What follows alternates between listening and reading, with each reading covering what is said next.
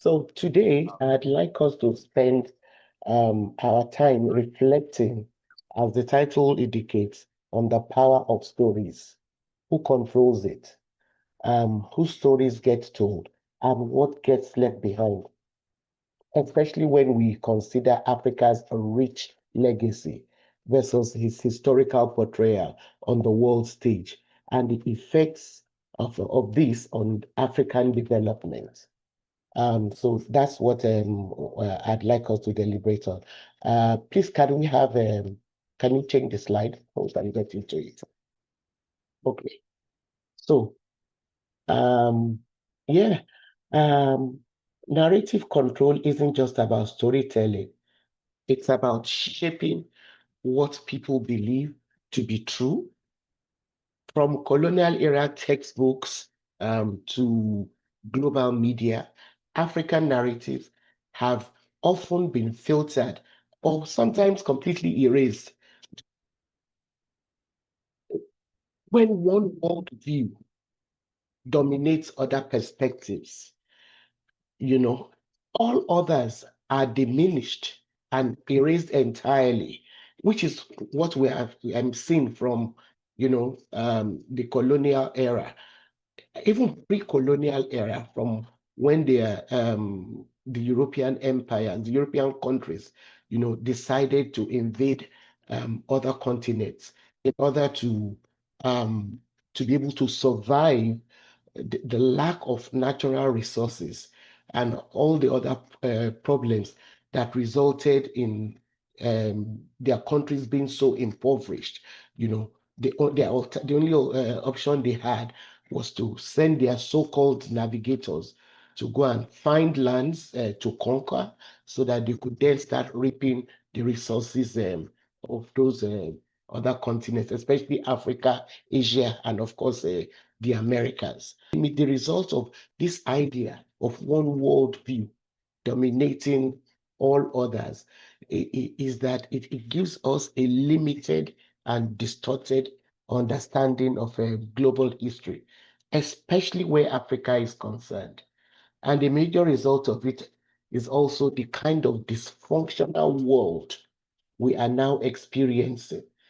Um, if we look at the way in which human lives are valued, depending on who controls or who has the rights to determine who has access to arms and ammunition, like the kind of situation we're having in Gaza.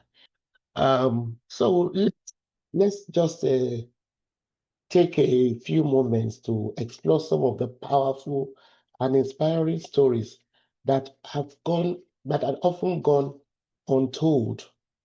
Stories about African ingenuity, brilliance, and contributions to civilization. Africa is the birthplace of humanity, and yet this fact is often sidelined in historical narratives. But when we look even from architecture to governance, African civilizations have laid the foundations for many systems of the world that we see today. For instance, mathematics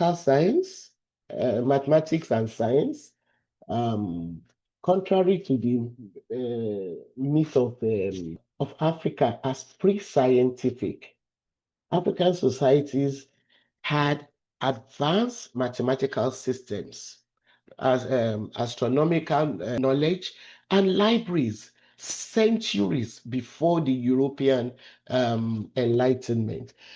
Some of you should please look out for some of our episodes, like the ones we did on the um, Ishango bone.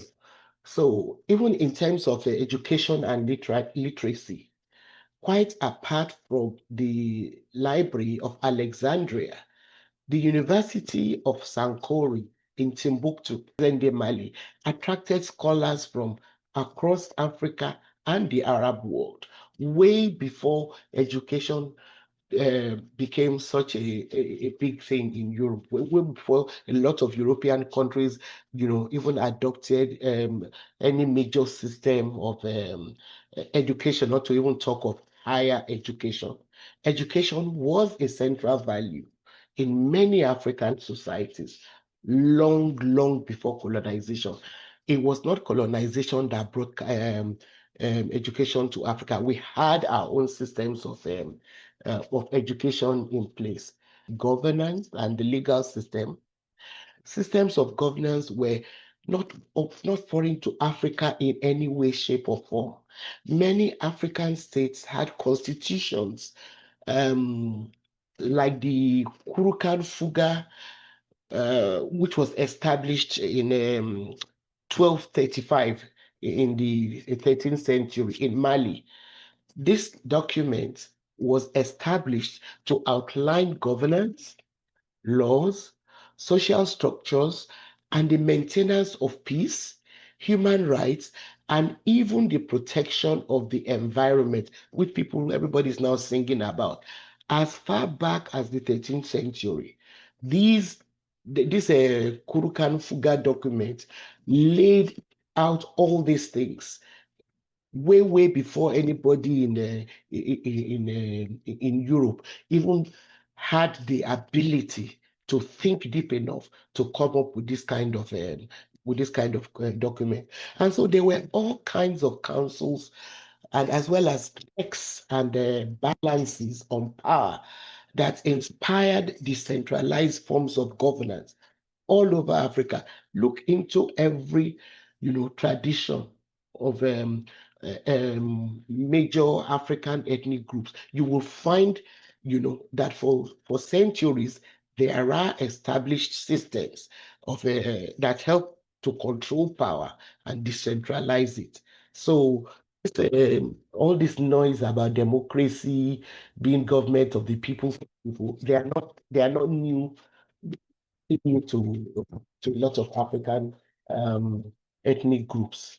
One of the major things that we must come to accept and prepare ourselves for and actually engage in is the reclaiming of the African narratives. We must reclaim our narratives, starting with restoring interest and pride, of course, in our history. We have to retell our stories and challenge the dominant narratives by rewriting textbooks. Of course, naturally, not all, nobody's culture is perfect, nobody's tradition is perfect. But at the same time, nobody's culture or tradition is also all completely negative. So we must look into our traditions, cultures, and then uplift those positive aspects of them instead of always looking to the west or sometimes even to east to be led, when it comes to cultural and cultural development, and in fact any form of development. So every lullaby we sing to our children, every bedtime story we tell them, every poem, every book, every film help can help us reshape the world's understanding and our place in it. And it is our duty to do this, those of us who are adults now, to make sure that our children do not go through, the kind of brainwashing our generations and some of the generations before us suffered, that have made us so dependent on looking outside of ourselves, for our own ideas of development and of governance and social structures and all of that. Narrative control isn't a thing of the past. It's something that matters today. It influences how we have become dependent on so-called aid. Um, America decided to cancel USAID, and the whole world had just been, oh, how are we going to survive and all of that. So this is all tied to the fact that even we have never even taken the time to study even the history of this so-called aid that these foreign countries are giving us, or where we were before they came in, colonized us, decimated our lands, and are now giving us this so-called aid, with one hand, while they are using their left hand, while they're using the right one to continue to, siphon as much of our natural resources as they can. Um, Narrative controls how our countries continue to be decimated and to remain so underdeveloped, and even issues like migration, the way they are handled, and how we are perceived as people of color, as citizens of the world. Those are all things that we can change, by seizing the power of the story so that we are also in control of our stories. Our stories shape our destiny, and it must not be left in the hands of others. Finally, I think I just want to, before I, hear from you, I think I want us to accept that reality, accept that responsibility that each and every one of us, we are all custodians of memory. And it is our responsibility to ensure that our children inherit not only the stories about the defeats of our defeats in the past, but also the glory, the innovation, the wisdom, the contributions of our ancestors that have shaped the world, which to a large extent have unfortunately been left untold, and which to a large extent has been used to benefit other continents at our expense. So we'll stop here, and then thanks for your attention, and I'm anxious to hear your thoughts.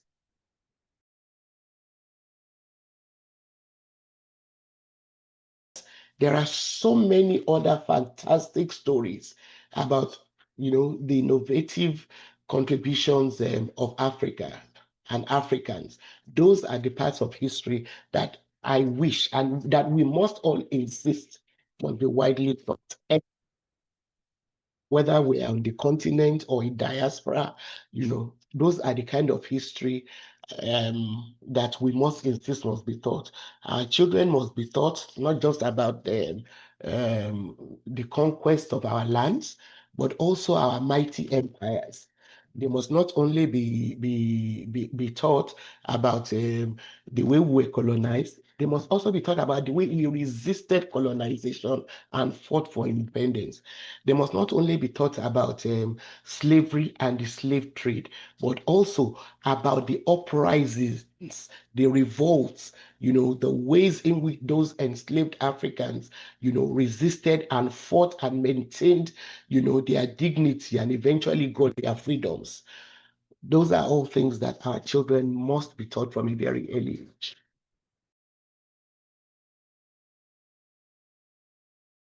Idea of race and racism, have to do with the way in which not just others look at us as people of color, but to a large extent in the way in which some of us have accepted, that as people of color, we're from a poor continent, which is not true. Our continent is, has some of the world's richest natural resources, reservoirs of natural resources, or the fact that we have to look, outside the continent, for development, for the way we think about even the most basic things in our lives, be it religion, be it even, issues on things like even simply as simple as the way we raise children and all of that. Those are all things that are tied um, um, to the kind of identity that has been imposed on us as Africans, which we must resist.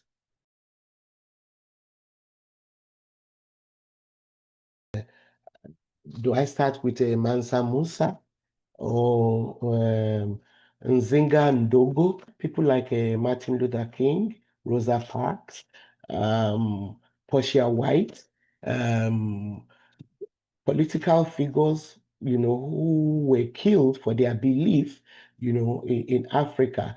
People like Patrice Lumumba, people like Nkrumah for the efforts he made, people like Dewan Limu. I mean, I could go on for hours. It's not just one African figure there are so many, you know, lots of Africa. There are way too many African historical figures that inspire me for me to actually be able to pick one. Yeah, you talk about when Nani of the Maroons. There are way too many, too many. Like Doctor mentioned, the Sankofa Pan African says we have a website dedicated to the promotion of Afrocentric stories for children in Africa and the diaspora.